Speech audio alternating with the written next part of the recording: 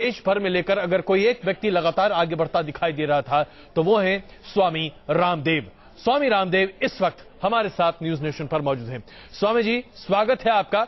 और शुरुआत में ही कहूं, बधाई आपको, जिस मिशन पर, जिस मुहिम पर आप निकले थे उसे सबसे पहले मोदी सरकार ने अंजाम देने की कोशिश की है। क्या आप संतुष्ट हैं कि जिस व्यक्ति को लेकर आप पूरे देश भर में भ्रमण कर रहे थे, कह रहे थे कि नरेंद्र मोदी के नाम पर मुहर लगाओ, उसने आते ही आते सबसे पहले वो काम किया जिसका बीड़ा आपने उठाया था?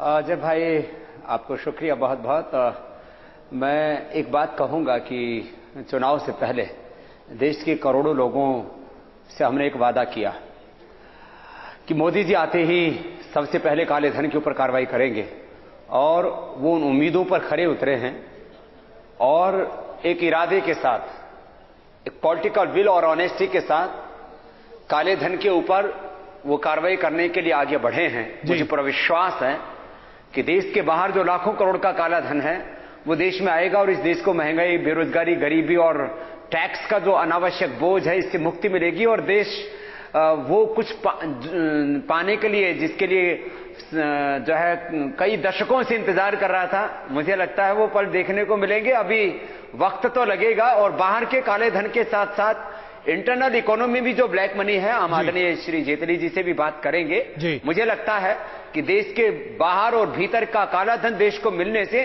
जिस विकास की मोदी जी बात करते हैं वो विकास की गंगा सब तक पहुंच पाएगी। स्वामी जी, लेकिन एक बड़ा सवाल यहां पर है। नरेंद्र मोदी के कैबिनेट ने जो पहला फैसला लिया वो दरअसल सुप्रीम कोर्ट के निर्देश के आधार पर था। ये कोई स्वतः सरकार का फैसला नहीं था। क्या आपको नहीं लगता कि दरअसल इस पूरे मामले में कई अंतर्राष्ट्रीय ट्रीटी भी शामिल है, कई देश भी शामिल हैं, तो सफलता मिलना बहुत आसान नहीं है। यूपीए सरकार की मंशा पर सवालिया निशान खड़ा जरूर किया जा सकता है, लेकिन प्रक्रिया इतनी लंबी है कि शायद 60 महीने भी कम पड़ जाएं। देखो अजय भाई, इसमें पहले जो ट्रीटीज थी वो इतनी इसके लिए अनुकूल नहीं थी, लेकिन इस समय United Nations convention against corruption, इसके ऊपर दुनिया के अधिकांश देशों ने, स्विट्जरलैंड से लेकर के, चाहे वो बामाहास है, चाहे वो दुबई है, चाहे वो सिंगापुर है, लगभग दुनिया के जो है देशों ने वो अपनी स्वीकृति दी हुई। तो इसलिए United Nations convention against corruption वाला ट्रीटी का प्रश्न हो या पॉलिटिकल एक्सपोज पर्संस का प्रोविजन हो जिसको यूएनओ ने सबने माना हुआ है, चाहे हम एक प्रोविजन अपने देश से शुरू करके और पूरी दुनिया के अंदर भी उसको इंप्लीमेंट करने के लिए आगे बढ़ सकते हैं, वह है अल्टीमेट बेनिफिशियल ओनरशिप का डिक्लेरेशन। तो ये 3 प्रोविजन ऐसे हैं जिसमें सरकार के सामने कोई बाधा नहीं है, बस एक हिम्मत चाहिए। क्योंकि पिछली सरकारों की एक समस्या रही कि या सरकार के द्वारा प्रत्यक्ष या परोक्ष रूप से जो लोग पोषित थे, चाहे वो करप्ट पॉलिटिशियंस हैं, चाहे करप्ट ब्यूरोक्रेट्स हैं, करप्ट एग्जीक्यूटिव्स हैं, इन 3 का ही सर्वाधिक काला धन है, और उनके ऊपर कार्रवाई करने से सरकार इसलिए अक्सर घबराती थी क्योंकि प्रत्यक्ष या परोक्ष रूप से उनके द्वारा वो पोषित लोग थे। स्वामी जी, एक बड़ा सवाल यहां पर है कि भारतीय जनता पार्टी इस पर जबरदस्त पहल करती दिखाई दे रही है। आप इस पर लगातार मुहिम जारी रखे हुए थे, लोगों के बीच में जाकर अलग जगाने की कोशिश कर रहे थे। क्या आपका मानना है कि कांग्रेस की अगुवाई वाली सरकार, और उसमें खास करके गांधी परिवार की एक खास भूमिका रही कि काले धन को इस देश में वापस न लाने पर कुंडली मारकर बैठे रहे? क्या आपको इसका संशय पहले से रहा था? देखिए, पहले से यह आशंका मुझे नहीं, देश के करोड़ों लोगों को थी, लेकिन अब मुझे लगता है कि दूध का दूध, पानी का पानी, सब कुछ साफ हो जाएगा, देश को इंसाफ मिल जाएगा। तो मैं कह रहा था कि अब तो उनकी राजनीतिक पॉलिटिकल डेथ हो चुकी है और ऐसे में अब उनके ऊपर कहने का कोई अर्थ नहीं है। दूध का दूध, पानी का पानी, सब कुछ साफ हो जाएगा और देश को इंसाफ मिल जाएगा। जिसका भी काला धन है वो काला धन उनको देना ही पड़ेगा, और जिसने ये देश के साथ धोखा, विश्वासघात, छल किया है उसका जुर्म का फल भी भोगना पड़ेगा। स्वामी जी, तो क्या हम ये माने कि आपने गांधी परिवार को क्षमा कर दिया है? क्षमा वाकई में वैसे भी एक सन्यासी का सबसे पहला अधिकार है। पहली बात तो यह है कि मेरे पास में दंड देने का अधिकार भी नहीं है, और हमारी लड़ाई केवल इस बात की थी कि भाई काला धन देश को दिलाओ, भ्रष्टाचार मुक्त भारत बनाओ, जिस व्यवस्था से लोगों को न्याय नहीं मिल रहा उस व्यवस्था को न्यायपूर्ण, जस्टिसफुल बनाओ। हमने मांगा क्या था? हमने कोई रिजर्वेशन तो नहीं मांगा, हमने अपने लिए कुछ प्रोजेक्ट तो, कोई बजट तो नहीं मांगा, हमने कोई अपने लिए पोजीशन तो नहीं मांगी, आखिर हमारा गुनाह क्या था? तो लोगों को शंका यहां से बलवती होती है कि कहीं ना कहीं उस परिवार के मन में खोट था, और अब उनको हम तो अभयदान इसलिए दे चुके हैं कि हमारा इस परिवर्तन को एक मुकाम तक पहुंचाना था। हमने परिवर्तन की जमीन तैयार की, लाखों करोड़ किलोमीटर की यात्रा की, 10,000 किलोमीटर से ज्यादा की यात्रा, 14 करोड़ लोगों से सीधा संवाद करके देश में एक परिवर्तन की जमीन तैयार की, भूमिका तैयार की, और आदरणीय मोदी जी इस देश को सही दिशा में लेके जाएंगे, मुझे पूरी उम्मीद है। उनका ट्रैक रिकॉर्ड भी ये कहता है, और देश के लोगों ने जो उनको पर भरोसा किया है उसको तोड़ेंगे नहीं, उसको आगे बढ़ाएंगे। स्वामी जी, अभी मेरी सतपाल सिंह जी से बात हो रही थी और साथ साथ जनरल वीके सिंह जी से भी बात हो रही थी। सब लोग दरअसल चुनाव जीतने के बाद आपको बड़ा धन्यवाद दे रहे हैं। सब लोग ये कह रहे हैं कि आपके जो तमाम समर्थक सहयोगी हैं उन लोगों ने बड़ी अहम भूमिका इस चुनाव में निभाई है। कितनी अहम भूमिका आपकी रही है? देखिए, भारतीय जनता पार्टी इसका श्रेय आपको देती जरूर है, लेकिन कितनी अहम भूमिका आपकी रही, हम आपसे आपके मुंह से जानना चाहेंगे। देखो अजय भाई, आप करीब 1 दशक से तो खुद मुझे जानते हो जी, और इस दौरान जो हमने संघर्ष किया अनिश्चितताओं के बीच में और तमाम तरह के संघर्षों के बीच में, और एक तरफ पूरी सरकार, आपको पता है सरकार के हाथ कितने लंबे होते हैं, और बेवजह एक बेकसूर इंसान को सताया गया, और देश के करोड़ों लोगों का भला करने वाले एक संस्थान को मिटाने के लिए आप सोचिए क्या क्या जुल्म ज्यादतियां हमारे ऊपर नहीं हुए। उसके बावजूद भी हम कभी रुके नहीं। आज इस देश में 590 जिलों में हमारा संगठन है।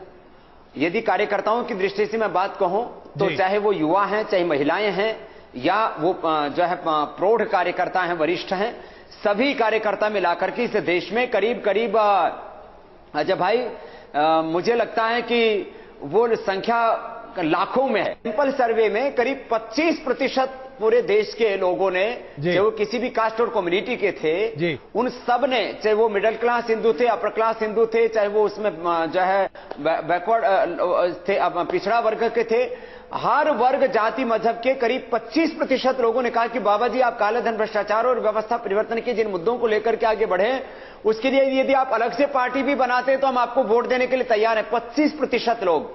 तो मैं कोई अपनी त्याग की महिमा कहने के लिए नहीं, आपने पूछा इसलिए कह रहा हूं, और अब तो वो कार्य हम कर चुके हैं, इसलिए कह रहे हैं कि क्यों हमारे त्याग का नाम जो है ये नहीं कि हमारे पास अभाव था और हमने त्याग किया, हमने सब कुछ दांव पर लगा करके केवल देश के लिए काम किया जी।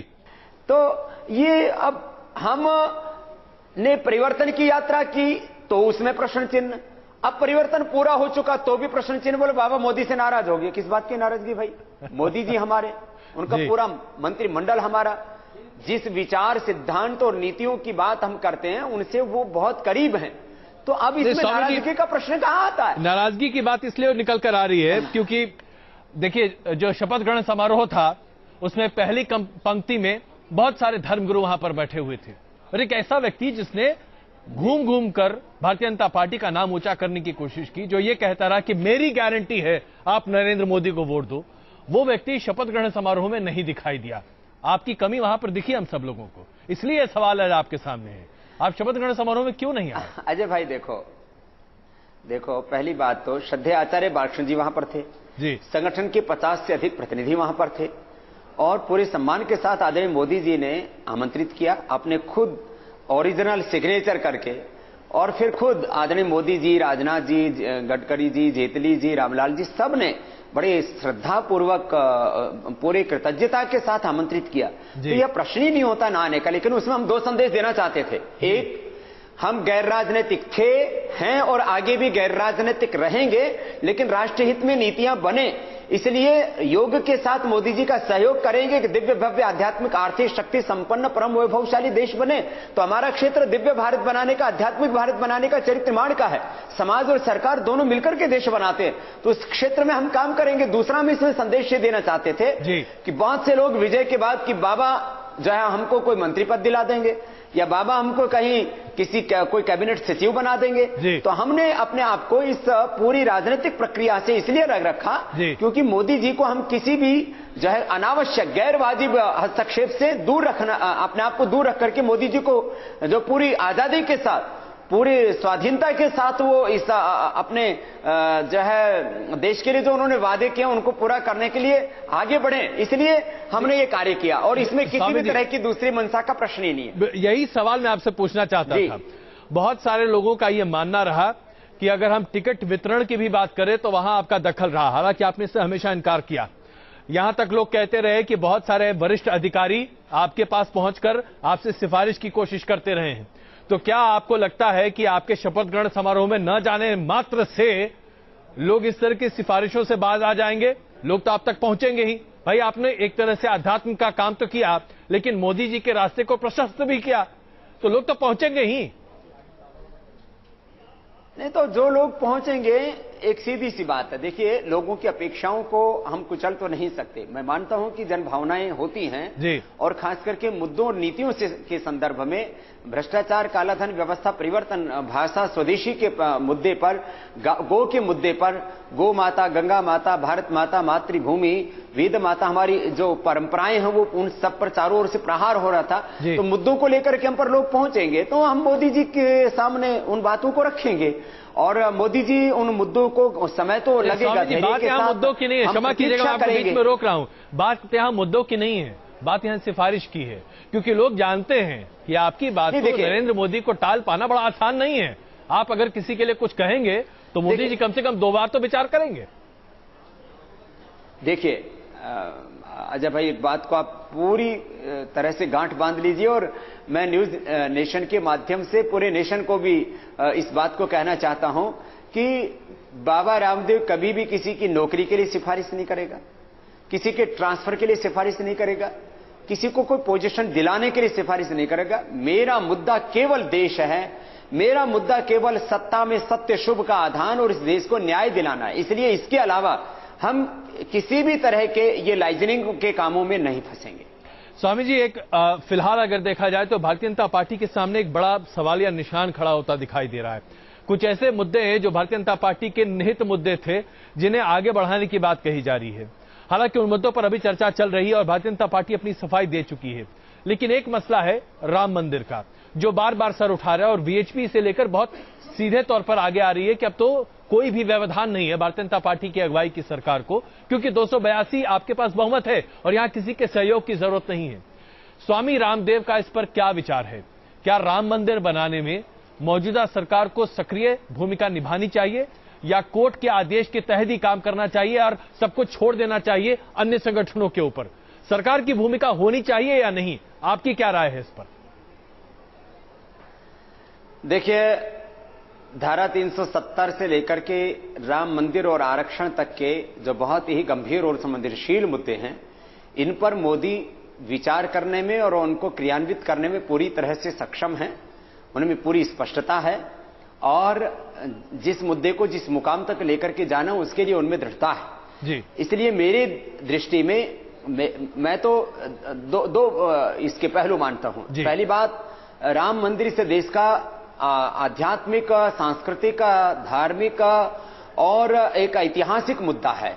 कोई भी राष्ट्र अपने सनातन विरासत को संभाल के रखता है गौरव के साथ जी। तो राम केवल हिंदुओं के नहीं, वो मुसलमानों और हिंदुस्तान में रहने वाले ईसाई आदि सभी के पूर्वज हैं जी। तो इसलिए अपने पुरखों को की विरासत को सम्मान देना ये सबके लिए स्वाभिमान की बात है और ये मुद्दा विशुद्ध रूप से सांस्कृतिक है, आध्यात्मिक है, ऐतिहासिक है और इस मुद्दे पर जो भी कार्य होगा मुझे लगता है वहां देश के लोग को गौरव दिलाने वाला होगा। मेरा काम जन जन में राम के चरित्र को जगाना है और योग अध्यात्म के बल पर ऐसा चरित्र खड़ा करना है कि जन जन में राम जगे, हर देवी जो है उसमें सीता जगे। स्वामी जी, भारतीय जनता पार्टी के सामने एक और बड़ा सवाल आज खड़ा हो रखा है। संघ परिवार के साथ उनके रिश्ते बिल्कुल स्पष्ट हैं, इसमें कोई शक नहीं है।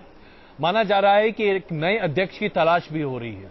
आपने मोदी जी को एक रास्ता दिखाया, क्या भारतीय जनता पार्टी के लिए कोई मशवरा हो सकता है आपके लिए? कुछ एक नामों की चर्चा मैं आपके सामने करता हूं, अगर उस पर आपकी कोई टिप्पणी हो या आपके लिए आपका नितंत आपका इसका उत्तर होना चाहिए।